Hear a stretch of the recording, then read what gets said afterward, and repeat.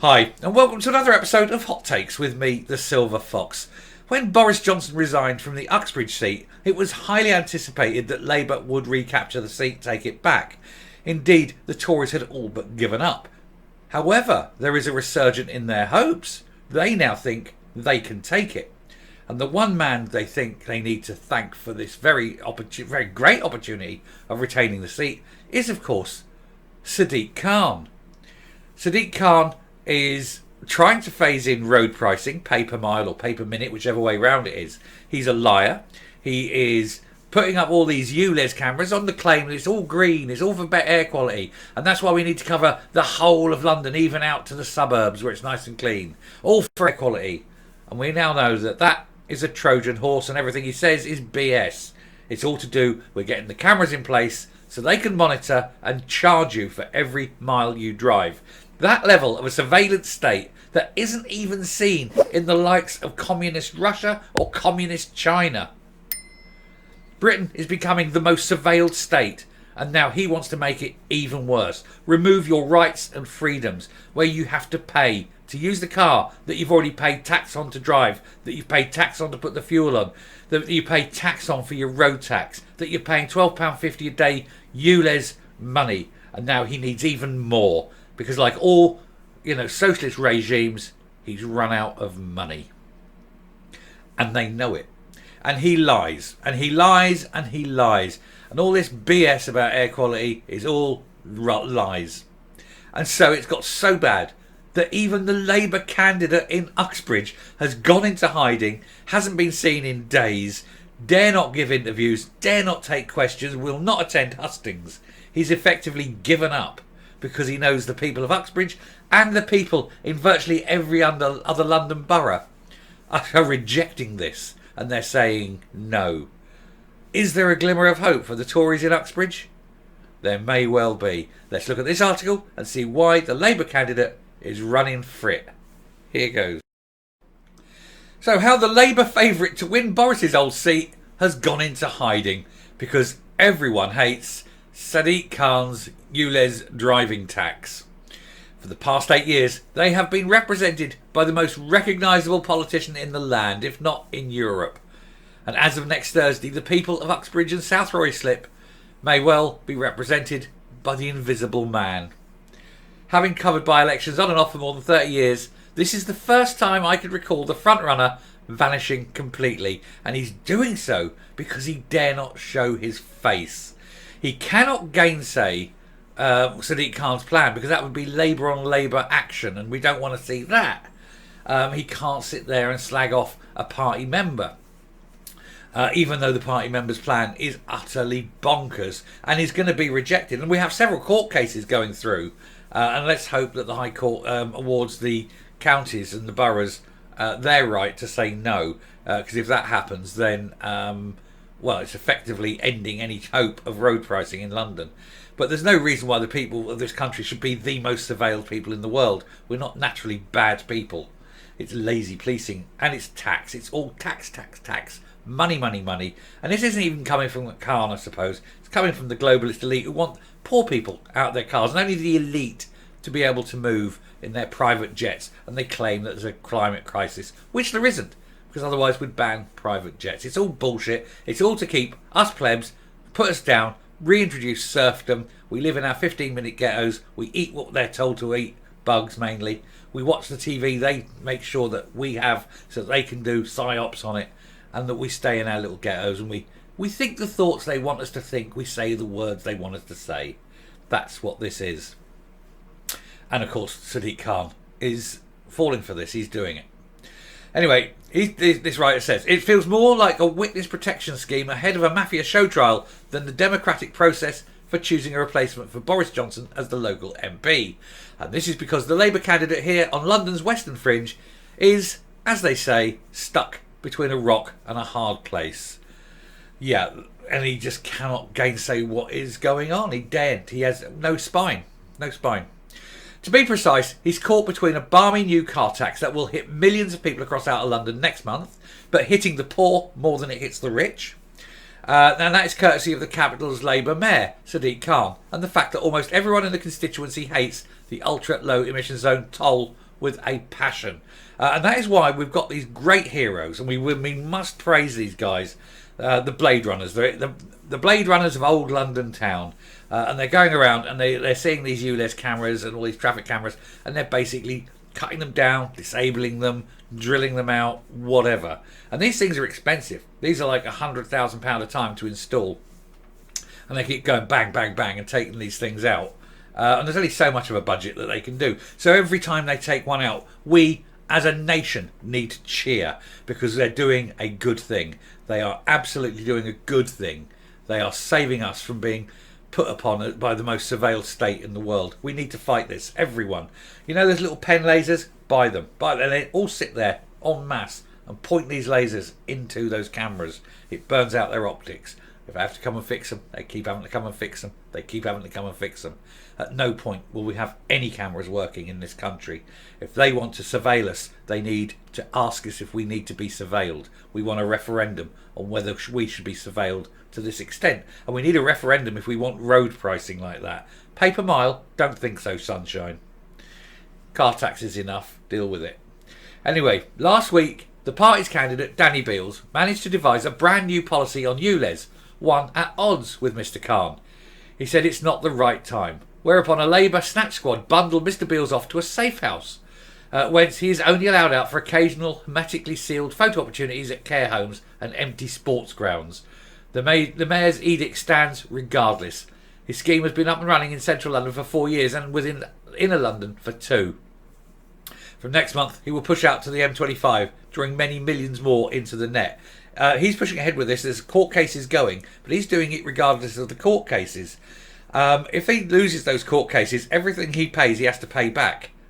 And under government rules, with interest, it has to be said. So he has to pay that back. And then people can sue him because of this. It is absolutely madness. And then he'll have to retract those cameras from those areas that he loses the case in. And then, of course, that will then lead others to say, actually, no, we don't want them either. Boom, boom, boom. The whole thing falls apart. The sooner there's an election in London for mayor, the sooner he's out, the better. Anyway, from August the 29th, anyone with a pre-2015 diesel car will be charged £12.50 a day every day of the year except December the 25, just for driving a yard inside the entire London region. It's almost as though saying, because it's pre-2015, it's dirty. That means I could buy a 2016 diesel car that is way, way, way dirtier than a 2015 car, and that's fine. So at that point, you know it's got nothing to do with air quality. It's all to do with income, because obviously poorer people can't afford to buy newer cars, and therefore it's discretionary. It is discrimination. Poorer people, it's income discrimination. But that's because they want the poor people to stay in their little ghettos. These 15-minute ghettos they keep trying to build.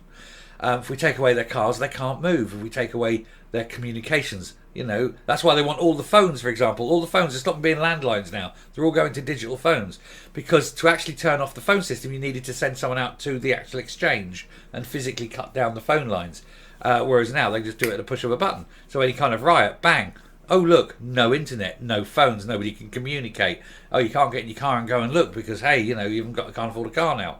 Control people, kettle people, utterly control what they see, hear and do. Control their thinking, control their words. It's all there. You've just got to look for it. Anyway, this is just a foretaste of the plans to introduce a pay-per-mile scheme for every car journey, which means they are monitoring your travel. Everywhere you go, you are being monitored. They know where you go, when you go, and you're paying for it. And here's again the thing. Older cars, you pay more than a newer car. So again, targeting the poorer people. It's income discrimination again. I think Khan forgets who most of the people in London are poor. As in, they're poorer than the average. If you take...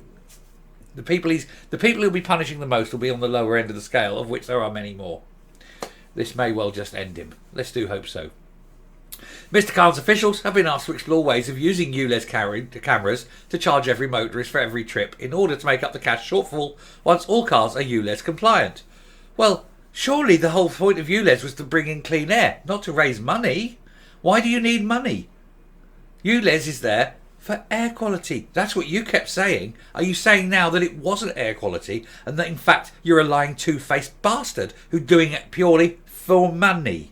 Why not say right from the beginning, we're poor, we've overspent, we are Labour, we don't know how to run a government, and so we're going to overspend on the billions that we have anyway in running London, and we need money, lots and lots of money, your money, all the time. That's what ULEZ is. It's nothing to do with air quality. That is utter bullshit, and everybody knows it. Everybody knows it. So don't let them lie to you. All this green bullshit, right? While they're allowing private jets, while Disney World's open, while Vegas is open, what climate emergency? Bullshit, and call them out on it. It was money-making exercise from day one, and now they've got all the cameras up there under the let's all go green bullshit. Now they're all going, haha, now let's monitor the people. Let's monitor every single journey they do. Let's see where they go. Let's understand. Let's see who they're meeting. Let's listen in on conversations. France have just brought in a law. This is absolutely true. That they can remotely switch on. They want this in their phones, that they can remotely switch on the GPS, the camera and the microphone. So if you have your phone with you, they know where you are in real time. And they can see the things you're seeing around you. And they're listening to your conversations, whether you've got your phone switched on or not. That's what the French are doing. You think they're not doing it here as well? Of course they are. They just haven't told you about it. Monitor, monitor, monitor. They say, it's for your safety. No, I don't care about my safety. I want my freedom. I want my freedom. My freedom is more important to me than my safety. If I wanted safety, I'd never have joined the army. Anyway, motorists are hitting back, however. Last week, the Tories had a shock by-election win in Cambridge because the Conservative candidate for the city was opposing a plan for a new congestion charge. Well done. If the motorists keep voting Labour out because of these things, Labour will learn. And it's the only way. And I don't like the Tories either, don't get me wrong. But I don't vote for a political party, but I do drive a car. And I don't want to be hit all the time. Now, I'm lucky I live in a little village in the countryside. We don't get that. But I have to go into cities every now and again. I don't want to be charged like that. And I certainly don't want to be monitored. We need to fight it. Anyway, few here believe Mayor Khan's levy is about cleaner air. Well, nobody now believes that. Nobody. They might buy that line in wealthier central London as they whiz down a cycle lane for a frappuccino or drive the Tesla to the gym. But out in the squeezed suburbs, with a car in every driveway and dire public transport, people regard this as a brazen tax grab and an existential threat to daily life. In short, they can't live without their car, and they can't afford an extra £87.50 a week to drive it, and they certainly can't afford a new one. That's because it is an anti-poor people tax. This is the Labour Party, the party that's supposed to be for the working man, and they're directly taxing the working man more than the wealthy. That's Labour policy. That's Sadiq Khan. Isn't he marvellous? Anyway, the whole point is, because of this, the Labour Party, the candidate for the election in Uxbridge, isn't out. He isn't showing his face. He dead. He isn't. He cannot. So it is all down to them two. So it's that man there has just lost the Uxbridge election by-election because he's bonkers. He will lose the mayorship now. It's likely he will lose the mayorship because everyone who drives a car in London will say no. And so they'll vote for anyone. They don't care who. They'll vote for anyone that says they'll get rid of it. And that is it. I know, because it is nothing to do with air quality. He is a globalist. He's a World Economic Forum placeman. He's an arrogant little shit. And you have to ask how a man who went in to become mayor has made millions as mayor. That isn't the salary of the mayor of London. You can't suddenly be worth tens of millions of pounds unless there is something going on. How is he worth He wasn't worth tens of millions on day one of being a mayor, and he's worth tens of millions now. Where'd that money come from? That's what we need to be asking. Anyway, I shall round off there, and I shall come up and I shall get mad later.